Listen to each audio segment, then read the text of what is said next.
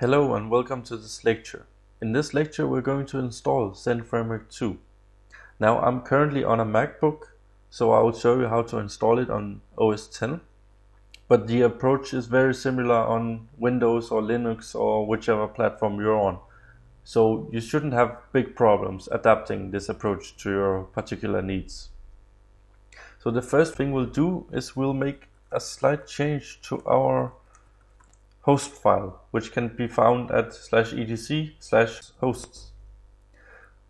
What we'll do is we'll add a domain name and we'll point it to our local machine here, such that when we request, in this case zf2.com, the request will actually be mapped to our own computer and not go on the internet on the actual zf2.com. I'm making this edit with the VI editor, but you can use any text editor that you would like. So please don't be intimidated by this if you're not familiar with this. Next, we have to set up a virtual host. So I'll go in the Finder and I'll go in the conf directory. I'm using MAMP for easy setup. If you're using your own installation, it's absolutely no problem. You should be fine with configuring it the same way as I am now. So we'll go in the Apache folder, and actually we have to make a slight change to this httpd.conf file. We have to find this section, and by default this line is commented out, so it was actually looking like this before. So what you have to do is remove the comment such that this line is included. This will basically just include an additional configuration file for our virtual hosts. So make sure that it's not commented out and save this file. Once this is done, we can go back, and if we go in the extra directory, we find a file named httpd-vhosts.conf. And this is where our virtual hosts are available. I'm gonna just comment in the virtual hosts that we need, and I'll just talk briefly about it. So here I add a default virtual host, which is basically just pointing to the main folder of our web applications. And I make this accessible by localhost. Then I add a virtual host here that's specific to this Zend Framework 2 course, and I set the server name to zf2.com so that it matches the name that we defined in our hosts file. And here I set the document root to wherever I would like to place this course. And it's important that we add the /public suffix to this path, because actually we want requests to invoke a script called index.php within this public directory. And the same is defined here in the directory tag. And we say that we want the index.php to be invoked as the index file. And the rest of this is not super important to understand. It's basically just setting some permissions and allowing URLs to be rewritten so we can get pretty URLs in our application. So save this, and if you have any web server running, make sure that you restart it. So let's go back to the terminal. Let's navigate to the folder where we want our product to reside. So in my case, it's in my home folder /Dropbox/dev, and I made a directory called zf2 course. Let's see, and this is currently empty.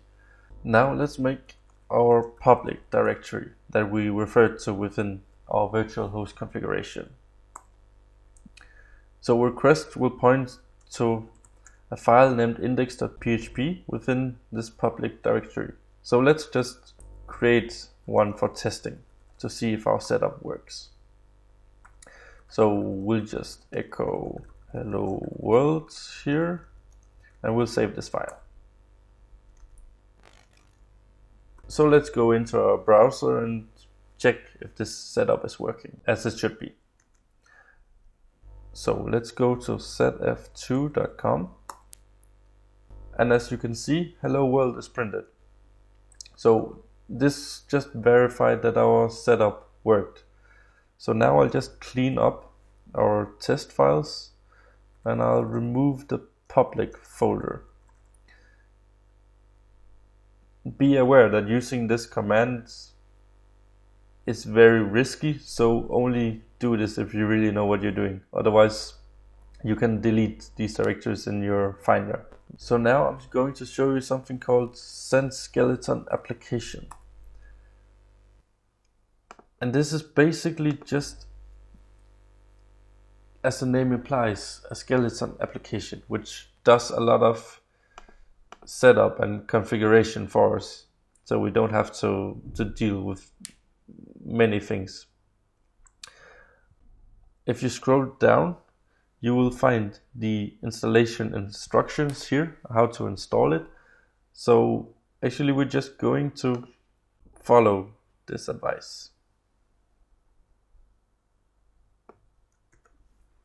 So let's copy this line and go back into our terminal. And let's make sure that we're at the root of our project directory. And let's just run this command. So now we have downloaded the zend skeleton application and we have extracted the tarball's contents. So now we have to use Composer in order to install Zend Framework 2. Again, we use curl to download Composer, get composer.org/installer, and we pipe this to PHP. So let's do this, and as we can see, Composer has successfully been installed to the directory, which we can verify here. We have composer.var available. So now I'll just show you the contents of composer.json, which defines our dependencies for this project. As you can see here, actually the only dependencies we have in this project are PHP itself and Zend Framework 2.5 or greater. What's interesting here is that the Zend Framework project currently now itself defines on each of the components included in Zend Framework 2. So if you check Zend Framework's composer.json file, you will see that it requires zend/authentication, zend/HTTP, and so on. So basically, Zend Framework/Zend Framework is just orchestrating all of the components in Zend Framework. So let's resolve these dependencies and install Zend Framework.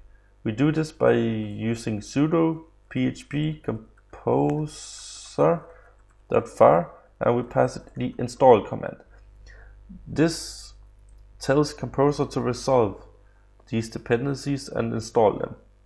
So as you can see here, a lot of dependencies are installed and it's going very fast for me because I have them cached. It might not go as fast for you if you haven't done this already before. So now we should be able to see Zend Framework working if we go back to our browser and go to zf2.com. Success! As you can see, Zend Framework has now been installed correctly and successfully. And this is the starting point that we need. So from now on, we'll start to expand and build onto this application. So thank you very much for watching, and I'll see you in the next lecture.